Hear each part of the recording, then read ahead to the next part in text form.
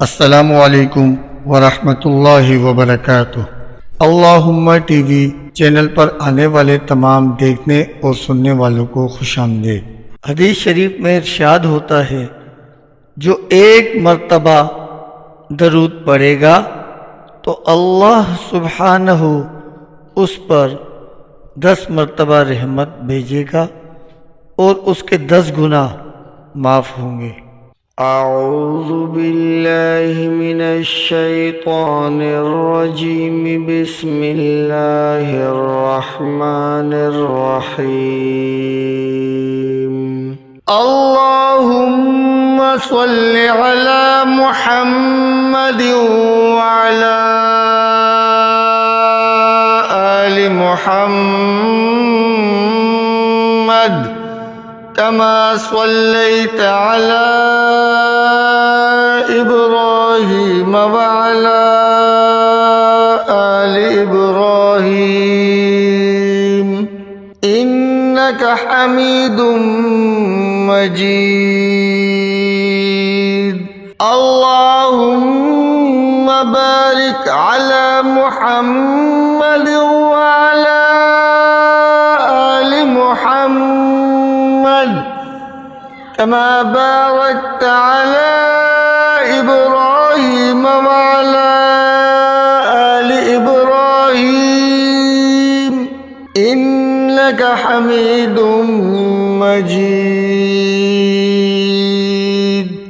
حضرت فضیل بن عیاض اور خلیفہ ہارون الرشید کا سبق آموز واقعہ۔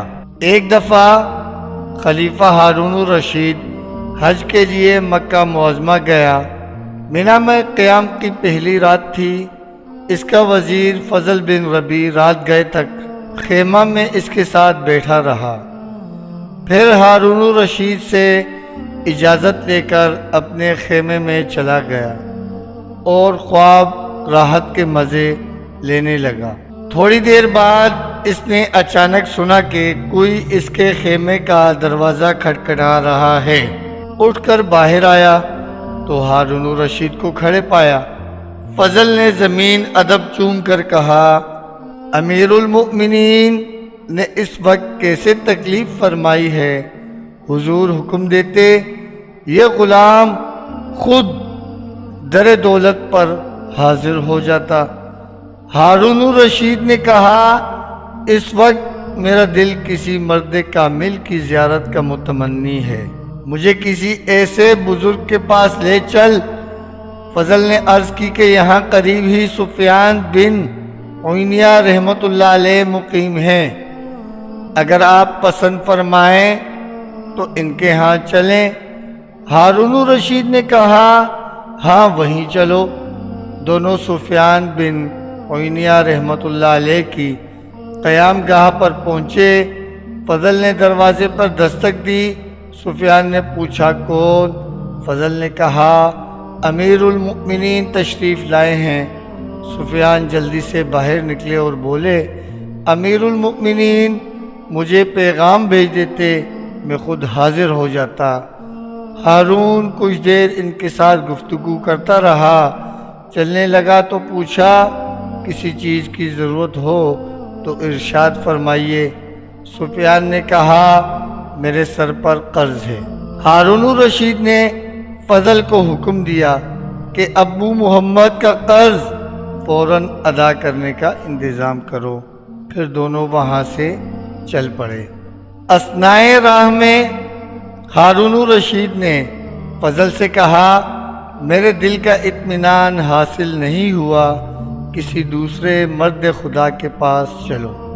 فضل نے کہا، امیر المؤمنین فلاں جگہ محدث عبدالرزاق بن حمام بن نافع الحمیری الصنعانی قیام پذیر ہیں۔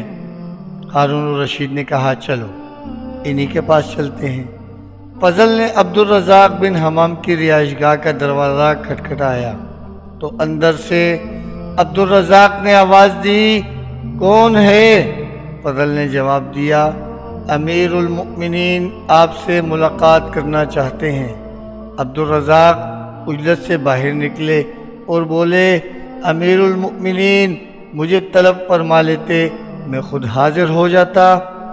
ہارون الرشید ان سے بھی تھوڑی دیر تک گفتگو میں مصروف رہا اور چلنے کا ارادہ کیا۔ چلتے چلتے عبدالرزاق سے پوچھا، آپ پر کوئی قرض تو نہیں؟ عبدالرزاق نے جواب دیا، امیر المؤمنین میں اتنی رقم کا مقروض ہوں۔ ہارون الرشید نے فضل کو حکم دیا، ابو العباس ان کا قرض ادا کر دو۔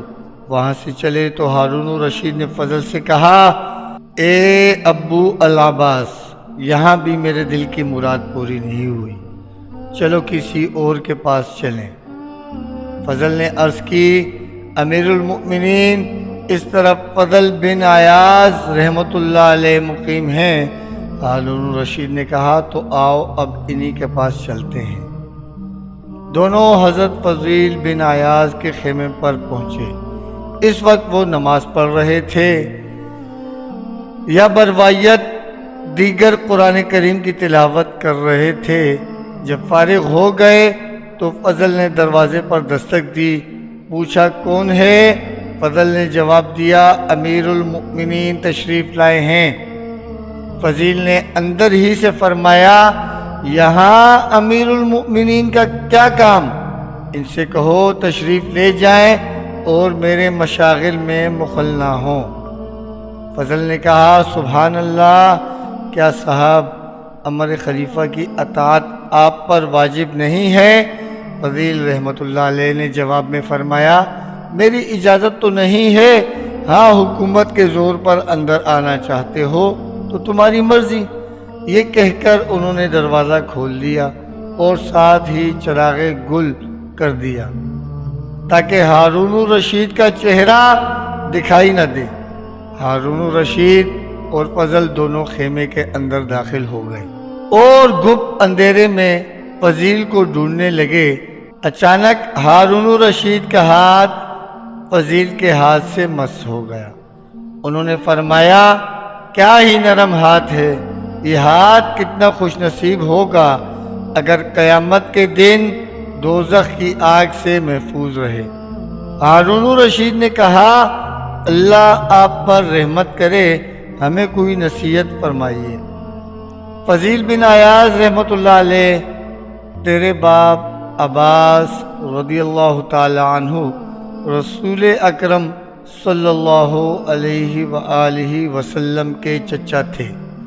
انہوں نے ایک دفعہ حضور صلی اللہ علیہ وآلہ وسلم سے درخواست کی کہ یا رسول اللہ، مجھے کسی علاقے کی حکومت عطا فرمائیے۔ حضور نے کہا، اے عباس، میں نے تمہیں تمہارے نفس پر امیر بنایا، ایسا نفس جو اطاعت حق میں مشغول رہے، اس حکومت سے بہتر ہے جس کی ذمہ داریوں کا کوئی شمار نہیں۔ حکومت قیامت کے دن شرمندگی کا باعث ہوگی۔ ہارون الرشید کچھ اور ارشاد فرمائیے۔ فضیل بن عیاض، امیر المؤمنین عمر بن عبدالعزیز رحمۃ اللہ علیہ جب مسند خلافت پر بیٹھے تو انہوں نے رجاء بن حیا، سالم بن عبداللہ اور محمد بن کعب القرظی کو بلا بھیجا اور ان سے کہا کہ میں آزمائش میں ڈال دیا گیا ہوں، مجھے کوئی مشورہ دو۔ اے ہارون الرشید، ذرا اپنے گریبان میں منہ ڈال کر دیکھو۔ عمر بن عبدالعزیز نے تو خلافت کو آزمائش خیال کیا، لیکن تم اور تمہارے ساتھی اسے نعمت سمجھ کر اس پر ٹوٹ پڑتے ہیں۔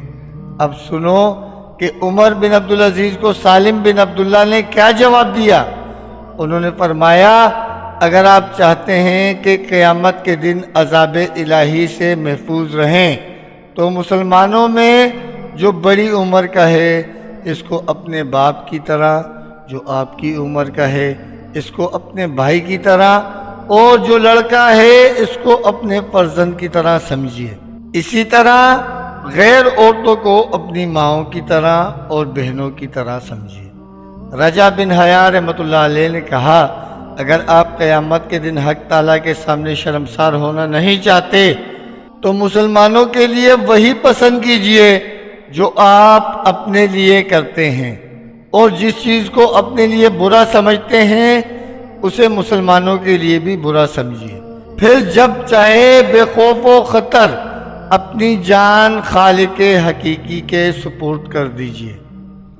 اے ہارون الرشید، اے خلیفۃ المسلمین، میں بھی تمہیں اسی دن کا خوف دلاتا ہوں جب بڑے بڑے مضبوط قدم ڈگمگا جائیں گے۔